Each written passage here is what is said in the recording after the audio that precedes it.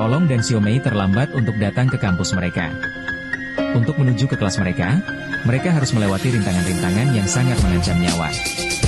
Xiaomei dan Xia Olong sangat bersemangat untuk datang ke kelas berpikir komputasional. Mereka membutuhkan waktu sekitar 5 jam untuk menuju kelas mereka yang berada di seberang jembatan. Nama saya Razita Hanun Ramadhani dengan NIM akhir 130. Di sini saya akan menjelaskan tentang deskripsi proyek dan juga tujuan. Jembatan setiap hari dilewati oleh berbagai macam kendaraan dengan beban yang berbeda-beda. Beban tersebut dapat menyebabkan keretakan mikro yang dapat berakibatkan mengurangi umur dari jembatan tersebut. Oleh karena itu, diperlukan sebuah model komputasi sederhana yang dapat menghitung berapa besar keretakan yang disebabkan sehingga kita bisa menentukan batas aman dari sebuah jembatan. Program ini bertujuan untuk mengetahui nilai kondisi dan juga prediksi sisa umur suatu jembatan dengan menghitung retakan yang terjadi akibat beban kendaraan yang melewati jembatan. Saya Yasyirunisa Mandalika Mungkur dengan NIM 199255122. Selanjutnya yaitu dekomposisi fungsionalitas. Nah, pada bagian ini saya akan menjelaskan bagaimana sistem pemodelan ini menganalisis penurunan umur sisa jembatan yang diakibatkan oleh variasi beban harian kendaraan. Nah, prosesnya itu dimulai dari perencanaan data yang dibutuhkan, lalu pengumpulan dan pengolahan data, serta data struktur jembatan yang akan kita buat. Setelah itu, seluruh data masuk ke simulasi komputasional untuk menganalisis potensi keretakan dan memperkirakan umur sisa jembatan. Dengan tahap terakhirnya yaitu peninjauan dan validasi hasil. Nah, selanjutnya ini adalah berupa contoh diagram dari diagram alur, yaitu data beban, data struktur, dan simulasi. Nah, diagram ini menunjukkan alur kerja pemodelan. Pertama, kita mengumpulkan data beban seperti klasifikasi kendaraan dan variasi beban harian. Kedua, data struktur jembatan yaitu geometri, material, dan kondisi awal.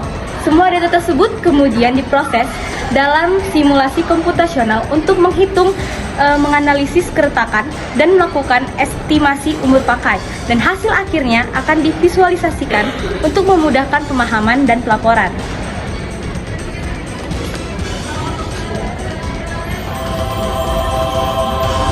Saya Tabita Zakiah Ankato dengan NIM akhir 066 dan saya akan melanjutkan penjelasan mengenai abstraksi persoalan. Kami memodelkan penurunan umur jembatan akibat beban harian dengan menyederhanakan menjadi 3 elemen utama. Yang pertama ialah beban berulang dari kendaraan, yang kedua geometri kritis jembatan untuk distribusi beban, dan yang terakhir model keretakan sebagai penentu akumulasi kerusakan. Hal ini membuat prediksi umur pakai menjadi efisien dan realistis.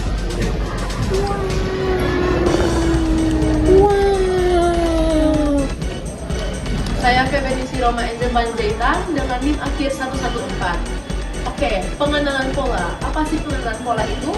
Pengenalan pola mengubah data entah kendaraan dan struktur jembatan menjadi informasi yang siap dihitung untuk memprediksi kerusakan dan umur jembatan. Terus kedua ada data beban. Kendaraan dicatat dan divalidasi hingga menjadi daftar kendaraan bersih yang menunjukkan pola lalu lintas harian. Lalu yang ketiga ada data struktur jembatan, itu mencakup geometri, material, dan kondisi awal yang digunakan untuk menghitung parameter kerusakan. Yang keempat ada simulasi komputasional, menggabungkan data, beban, dan struktur untuk menghitung tegangan, fatigue, dan kerusakan kumulatif tiap kendaraan. Terakhir, visualisasi dan pelaporan menyajikan hasil simulasi dalam bentuk grafik dan laporan untuk mendukung keputusan pemeliharaan jembatan. Nama saya Sakra Talarasya, NIM 19925-016. Kali ini saya akan menjelaskan bagian pemrograman atau coding dengan menggunakan Python.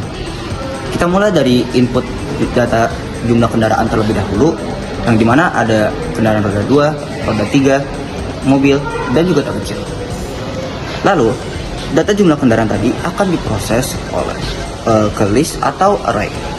Nah, dengan masing-masing jenis kendaraan memiliki data beban, volume, dan efek retakan yang berbeda-beda.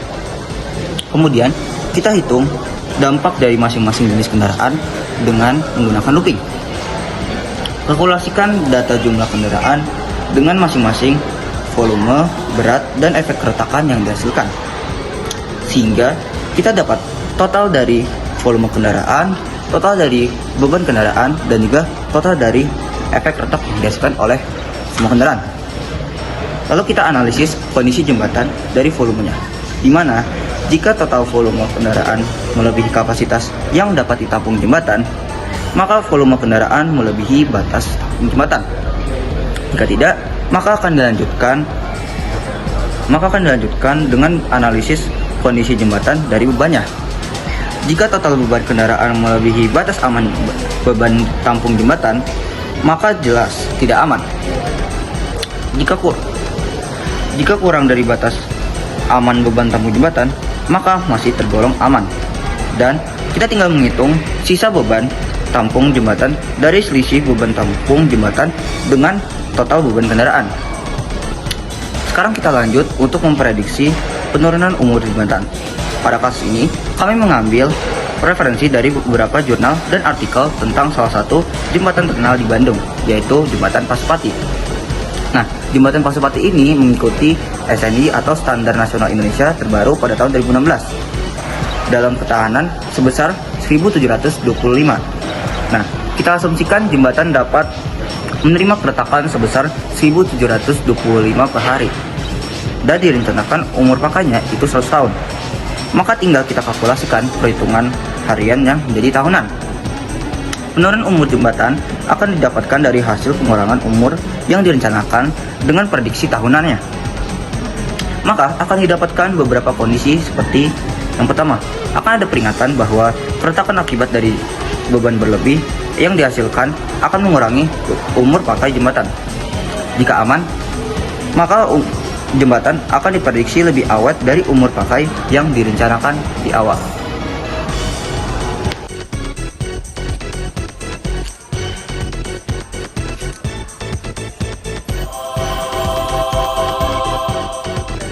Oke guys, jadi sekian dari video project kami. Kami mengucapkan terima kasih.